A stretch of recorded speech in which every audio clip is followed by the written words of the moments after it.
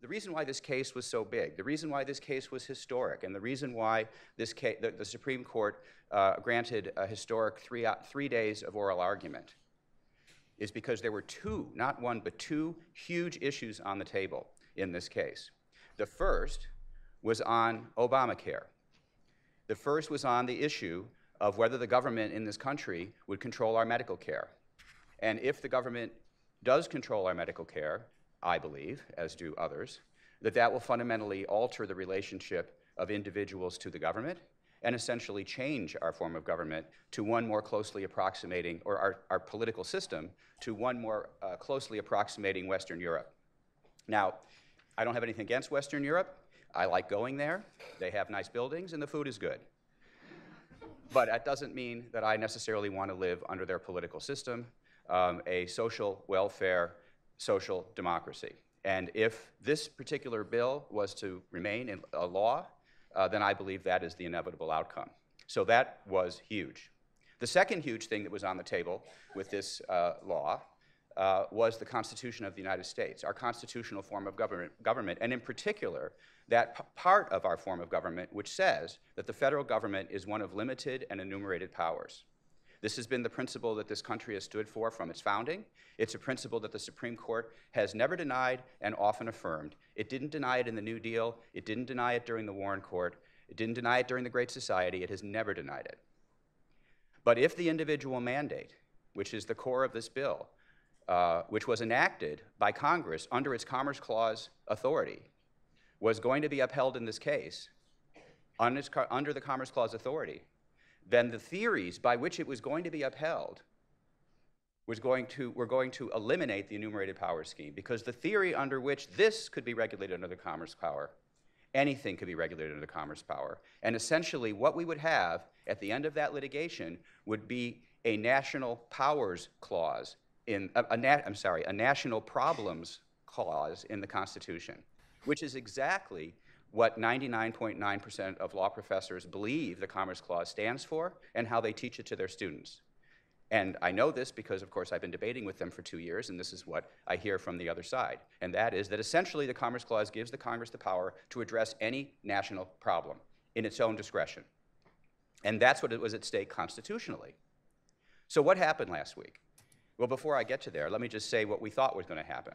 So everybody was surprised by what happened. I wasn't surprised necessarily that we lost, but I was surprised about how we lost. Because everyone assumed, and I mean everyone, including those on the other side, assumed that we'd either win on both of these issues or we'd lose on both of these issues. In other words, that in order to prevail in our challenge to the constitutionality of the individual mandate, we would have to prevail on our Commerce Clause issues. But if we lost our challenge to the individual mandate, that would necessarily mean we would have to lose our Commerce Clause theory. And therefore, we would lose both our challenge to Obamacare and our effort to preserve the enumerated powers scheme of the Constitution. We would have lost on the medical care issue, and we would have lost on the Constitution.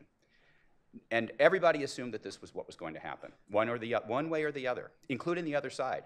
Even all the law professors who said that this is justified under the tax authority, not one of them, not Jack Balkin, not Akhil Amar, not one of them said it was only justified under a saving construction of this statute under the tax power, but unconstitutional under the Commerce Clause. Not one of them took that position. Every one of them took the position it was constitutional both under the Commerce Power and under the tax power, which is not what was decided last week. So now let's talk about what was decided last week. What was decided last week was that there are 5 votes for the proposition, 5 votes of the Supreme Court for the proposition that every law professor on the other side said was frivolous when we went into this debate, and that is that there are limited and enumerated powers, that the individual insurance mandate as drafted exceeds Congress's limited and enumerated powers under the Commerce Clause, that in fact, the Commerce Clause is restricted to regulating commerce or economic activity that has a substantial effect on interstate commerce, and it does not reach inactivity. It does not reach people who are not doing anything. It does not give Congress the power to mandate economic activity in order then to regulate it. That's what the court decided. 5 votes. That was the position that 99.9% of law professors and legal experts says was a frivolous position. Their position, that Congress had an unlimited power, a discretionary power to address national problems, that position did not command 5 votes. That position commanded, at best, 4 votes. So if we are told that the meaning of the Constitution is not the original meaning of the Constitution, which is what I maintain, but it's what the Supreme Court says that the Constitution means, then if that's what we were told by those who believe in a living Constitution, then under those rules of engagement, we have 5 votes for the proposition that both the government is of limited enumerated powers, that the Commerce Clause is restricted in the way that we maintain from day one, and that the individual insurance mandate exceeded that restriction. Now, I consider that to be major, because the alternative would have been so much worse. And I don't think it is spinning, and I don't think it is putting an unrealistic gloss on what happened to say that that's what happened. Let me put this another way. If you were in a war, and you were in a big battle, and you lost that big battle, and it was a big one, but during the course of that battle, you gained some terrain. At the end of the day, after having lost that battle, but still engaged in the same war, would you then surrender that terrain you gained? Because, why? Because you lost the battle? Of course not. Nobody would do that. And that's the situation we found ourselves in. We've actually moved constitutional law on the books in a positive direction, because the position that has now been affirmed by 5 justices was not on the books in so explicit a form that law professors who teach constitutional law could say, oh, well, of course, that's at least a reasonable position. They said it wasn't even a reasonable position. And now it's the law, or it's the law of 5 justices. So that's where we are. That's where we are. Now, where do we go from here? And this is why I think that this is important. What happened this week is important. The way it happened is important. And that is, we have, and David, by the way, in our division of labor is going to talk about the tax power issue, because that obviously is what's on your mind. Well, what about the tax power? Doesn't all that stuff come back in on the tax power? I don't have time in this remarks to talk about it. If David doesn't say everything I think about that, I will mention it in the follow-up period about why that was not a good thing, but not such a terrible thing as compared to the alternative. As compared to the alternative. All right, so now, where do we go from here? The way this happened is highly significant. Imagine that we're actually in 1935, and in 1935, the Supreme Court strikes down the minimum wage law by a 5-4 vote. What's coming after that? What's coming after that is 1937, when, as a result of public pressure and the Democratic administration, the New Deal is then reauthorized, a different version of it is reauthorized, and it's upheld by a 5-4 vote based on another switch by a different Justice Roberts, the so-called switch in time that saved 9. We could be at this point in 1935, only our position is the position that could conceivably emerge later. Why? Because for the first time in my lifetime, the American people, and by that I don't mean every single person, of course, but I mean the people who are engaged in public affairs and people who follow these things. The American people have been following this case since before the lawsuits were filed. The American people have been following every decision that's been made. The American people were riveted by the decision that was made last week. They were engaged, and they were aware, and a majority of them thought that the Affordable Care Act was unconstitutional, and a majority of them thought that the Supreme Court would find it unconstitutional, and they were deeply disappointed by what happened last week. That is a fact. And now what happens?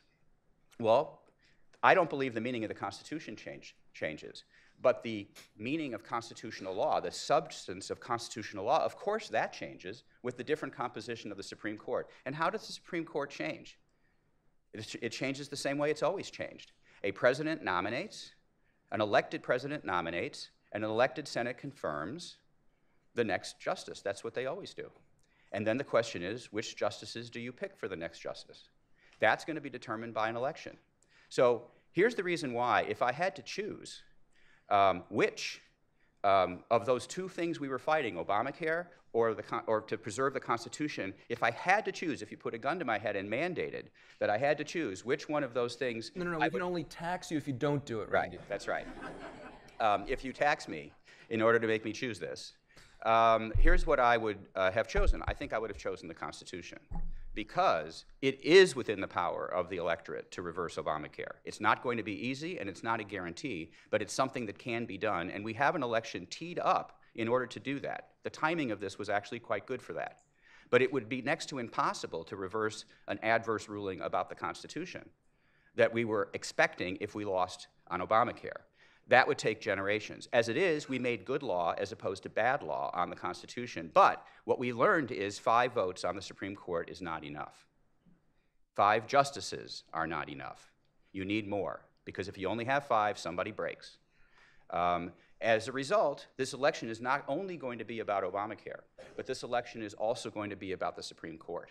And this election is going to be about electing a president who commits himself to nominating people for the Supreme Court that both believe in the written Constitution and the enumerated powers scheme contained therein, and have the courage to uphold that Constitution when pressure is brought to bear upon them. In other words, who have a judicial character as well as a judicial commitment. That's what this election should also be about. And if it is made to be about that, if the American people are so upset or so offended by what happened last week, and time will tell if that's true or not, but if that's true and this is made into that issue so that the next president actually does nominate better justices than they've been nominated in the past, then we could be standing at the threshold of what Bruce Ackerman at Yale Law School calls a constitutional moment, in which from now on, justices are going to be selected because they're committed to the written Constitution, including the enumerated powers scheme, and they're going to be selected because they have the character to resist pressure to the contrary. And if that happens, we will look back upon this day, this week, as the turning point that was actually necessary to occur for that to happen.